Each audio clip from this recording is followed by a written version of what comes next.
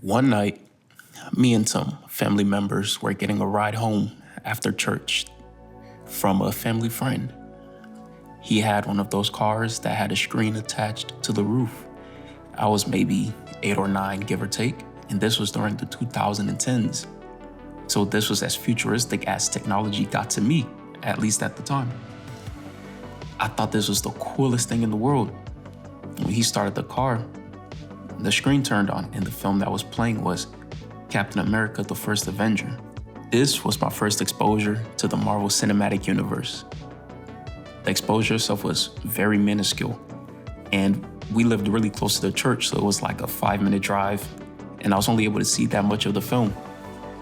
I don't remember which part was playing specifically, but all I remember is seeing Captain America, someone who, up to that point, I had only seen in books on Halloween costumes. So you could imagine how 9-year-old me felt seeing a live action superhero on screen for the first time. When we left that car, all I wanted to do was to finish the movie. But it was so hard to get a hold of theater films during that time. It was like too hard. And along with that, we didn't have Wi-Fi inside the house. So it wasn't until, like, believe it or not, 2019, yes, 2019, when Disney Plus came out, 8 years after the film dropped, that I was able to watch it. Now, I did watch other Marvel films before this, obviously, because that was the age of the MCU. They were dropping banger after banger after banger. They had the entire cinema world basically in their palms. That was when Civil War came out, Infinity War came out, Black Panther came out. It was a bunch of films, and they were all good. So I want to go on a journey through the Marvel Cinematic Universe. I want to rewatch all the MCU films and some of the shows in timeline order. As I go, I would like to talk about my thoughts and feelings on each of them on this channel. This is me revisiting them to hopefully share some of that love I have for them on here, along with touching on some of the flaws, of course, because nothing is perfect.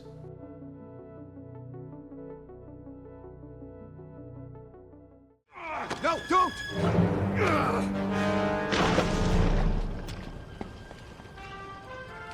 Go get him! I can swim! Okay, so the first point on the MCU timeline is the one and only Captain America, the First Avenger. It came out in 2011. It wasn't the first MCU film released, but canonically, it does take place first, if you get what I'm saying. Because it's during the 40s when World War II was happening, and we obviously see that throughout the film. The film follows the war-renowned Steve Rogers. Well, he wasn't war-renowned at the beginning of the film, but you get what I'm saying. Steve wants to join the US Army and contribute to the war effort from the front line. But there is a problem. Steve is very tiny, which is a stark contrast to the Captain Steve Rogers we're all familiar with. So he consistently creates false identities to beat the draft process. However, he keeps getting denied. See, Steve is very patriotic, if you couldn't tell. Steve's opportunity will come in the form of Dr. Erskine, who admitted him into the army as a subject for a secret superhuman super soldier experiment they were running. And at first, the colonel who was overseeing the whole thing wasn't too happy with Steve's selection because he was like, he's so small.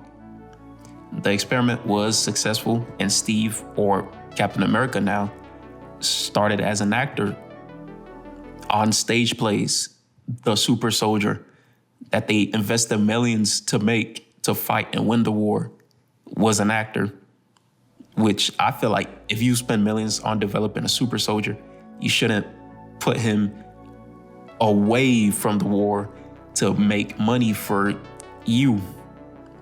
But what do I know? I'm just guy on the internet. Maybe they just wanted their return on investment for all the money they invested in the project.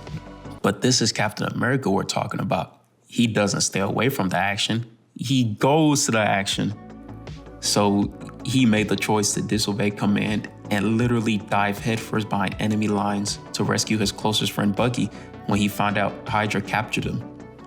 When he rescued Boogie and a bunch of other prisoners, they overran the Hydra base and returned to camp. Once they returned, everyone was happy and jolly, and they realized, hey, why don't we use the genetically modified super soldier as a soldier and not an actor? You know, that doesn't sound like a bad idea.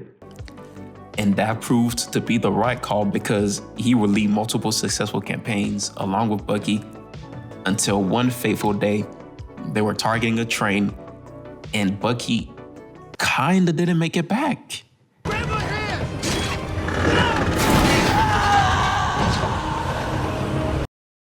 Now, this hurt the captain, so he was ready. I'm talking about ready to go toe-to-toe with Hydra. The big bad organization ran by the Red Skull. Hydra had been trying to harness the power of the Tesseract, and they were doing a pretty darn good job. Cap and his regiment planned a large-scale attack on the Hydra stronghold, and that produced two of the most hilarious scenes in this movie. Cut off one head! 2 more! Let's go find 2 more.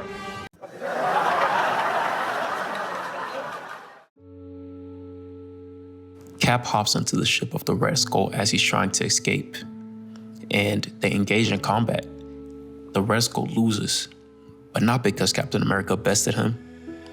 He loses because he underestimated the power of the Tesseracts, a device of the gods. And this is where we reach the ending parts of the film. Cap has to make a choice. The ship is set a course for the United States and rigged to explode. He has to choose between sacrificing himself and leaving behind the woman he's fallen in love with and everything he's worked towards, or sacrificing the lives of thousands of people. Cap made the difficult choice and sacrificed himself to protect others because that's what he stands for.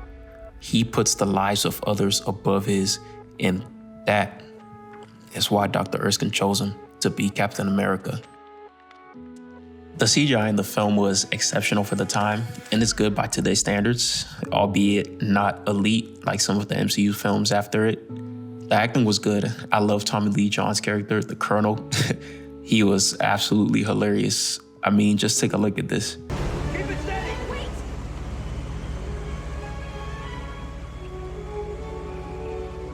Go get him. I'm not kissing you. I liked Haley Atwell's acting in the emotional scenes towards the end. I think she did a good job of showing emotion and really selling it. And Chris Evans, well, he was Chris Evans. He was good.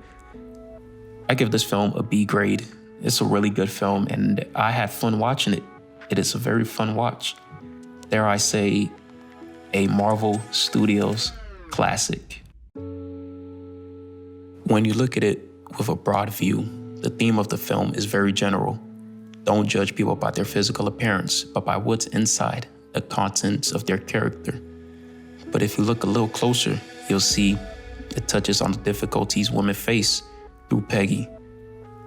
And there are a couple lines here and there where she's being talked down to for being a woman in the military. But the film also shows his persistence through Peggy and Steve, and not giving up because you're rejected once, twice, or thrice. To me, that's what Captain America stands for, persistence. And another reason why Dr. Erskine chose Steve Rogers. Did you have something against running away? You start running, they'll never let you stop. You stand up, you push back. Can't say no forever, right? I know little of what that's like, to have every door shut in your face. Thank you for watching.